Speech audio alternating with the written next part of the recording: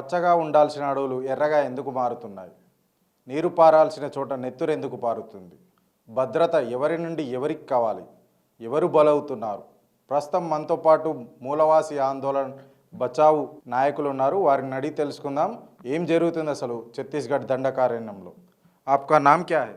रघुराम मिडियामी। आपका ऑर्गेनाइजेशन क्या है? मूलवासी बचाओ मंच। कहाँ रहता आप?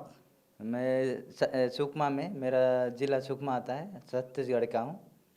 और मैं अभी फ़िलहाल बस्तर में ही रहता हूँ। आपका जीवन स्थिति कैसे रहता है? वहाँ का हमारे आदिवासी पुरखा जो में वहाँ रहते हैं।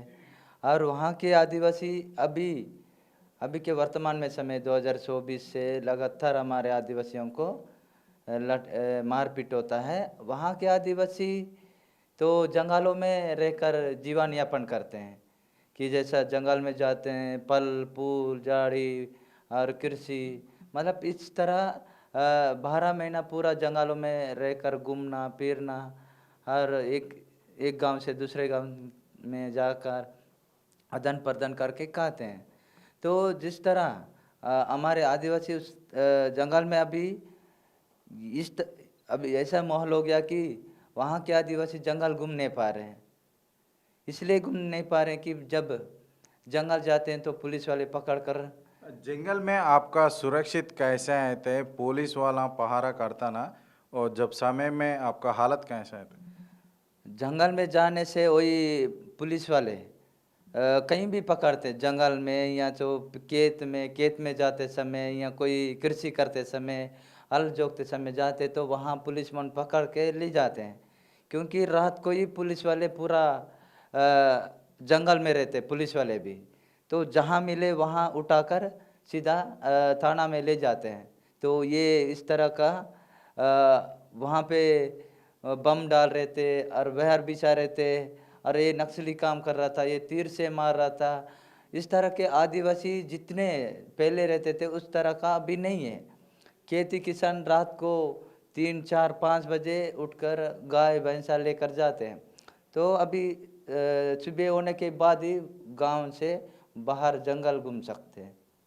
रिसेंटली एनकाउंटर हुआ था ना, उसमें आदिवासी लोग बहुत लोग हैं बोल के पेपर में आया था। वास्तव में कितने लोग हैं उसमें? वहाँ तो अभी ये स्थिति है कि 2024 से जब छत्तीसगढ़ में भाजपा सरकार आए, पहले कांग्रेस थी, तो जैसा भाजपा सरकार आने के बाद लगातार हमारे आदिवासी 6 माह की बच्ची तो सुने होंगे, 6 महीना की बच्ची को मारे। उसके बाद लगातार दिनों दिन आदिवासियों के ऊपर गोली चलाया जा रहा है। दिनों दिन 60 70 80 100 200 आदिवासियों को पकड़कर आत्मसमर्पित कर रहे हैं, कहीं सरेंडर कर रहे हैं, कभी मार रहे हैं। इस तरह का मतलब बस्तर में गंभीर परिस्थिति अभी मतलब आदिवासियों के ऊपर आ गया है। तो ना रह सकते ना घूम सकते, इसका डर के वजह से कभी दूर जाके कोई जीने का इंतज़ाम कर रहा है, कोई मतलब वहाँ अभी जीने का मुश्किल हो गया आदिवासियों को। फिर क्यों ऐसा कर रहा पुलिस वाला? क्यों जंगल में क्या है? क्योंकि वहाँ जो बस्तर है वहाँ एक सोना की तरह है बस्तर। हरा भरा जंगल है, पहाड़े, सोना चांदी माइनिंग, पेट्रोल डीजल और मिट्टी तेल, इस तरह का मतलब बस्तर में जो दिखने में छोटा है लेकिन बस्तर बहुत सुंदर है। वहाँ हरा भरा चीज़ मिलती है। तो इसलिए वहाँ पुलिस जो है हमारे आदिवासियों के ऊपर दमनकारी कर रही है कि वहाँ से आदिवासियों को विस्थापन करने का एक साजिश है। क्योंकि इस तरह गाय बकरी की तरह हर दिन मारते जा रहे हैं तो वहाँ के आदिवासी खत्म होने का या तो कहीं भगाने का ये एक साजिश सरकार सोच रही है। केंद्र सरकार बोल रही है जंगल में शांति होना चाहिए, इसलिए माओइस्ट को पूरा ख़त्म कर रहा हूँ बोल के बोल रहा। माओइस्ट ने कभी तो आपकी नुकसान किया नहीं? देखिए, हम ये चाहते हैं कि बस्तर में माओइस्ट का नाम से ही आदिवासियों को मारा जा रहा है। ये माओवादी ऐसा नहीं है कि कहाँ है क्या है बोल के, वो बस नाम से बोलते हैं कि ये माओवादी। जब कहीं भी इनकाउंटर होता है, कहीं भी घटना होता है तो उसको सीधा सीधा बोल देते ये नक्सली है। अब लगातार इतने सारे जो घटना घट रही है 2024 से जितना घटना घटी है उसमें आधा से ज़्यादा आदिवासी हैं। ये जो केंद्र सरकार सोचते है कि शांति लाते, शांति आज तक क्यों नहीं हो रहा है? होना चाहिए। हम भी चाहते हैं कि हम जिस तरह जंगल में आदिवासी हर दिन मरते जा रहे हैं, जेल लेके जा रहे हैं, तो इस तरह का केंद्र सरकार को आके बात रखनी चाहिए कि बस्तर में इस तरह हो रहा है, क्योंकि देखने पूरा फेस टू फेस मिल देख रहा है कि आदिवासी कितने मर रहे हैं, कितने कैसा हो रहा है।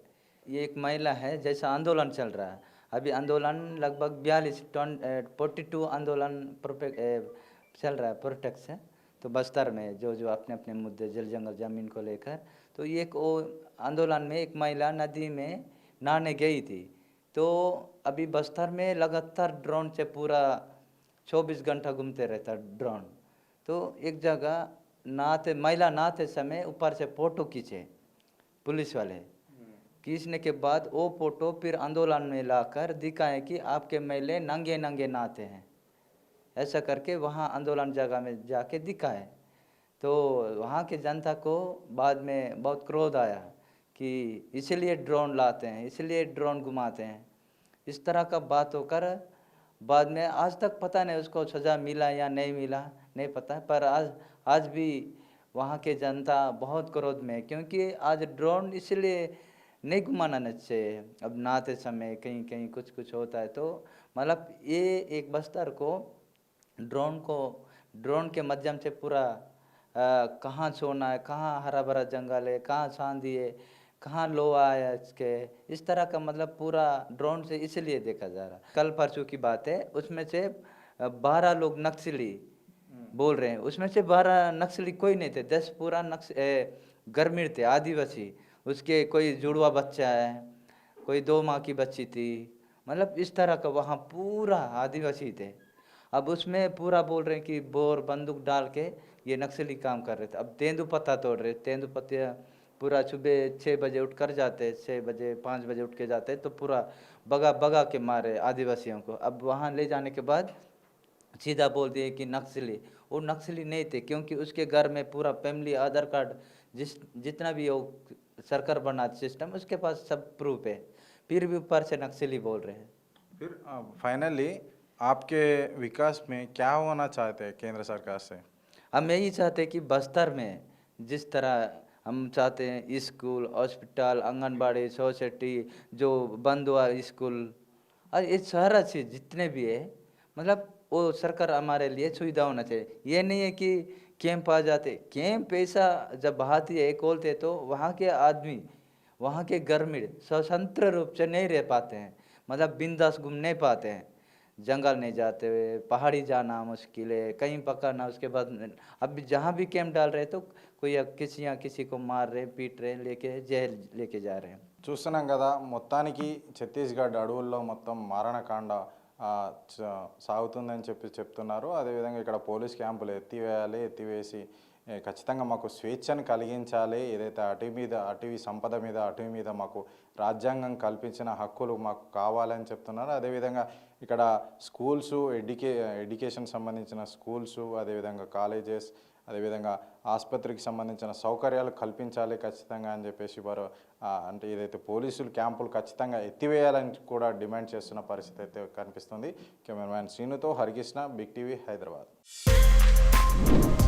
For more videos like this, subscribe Big TV channel.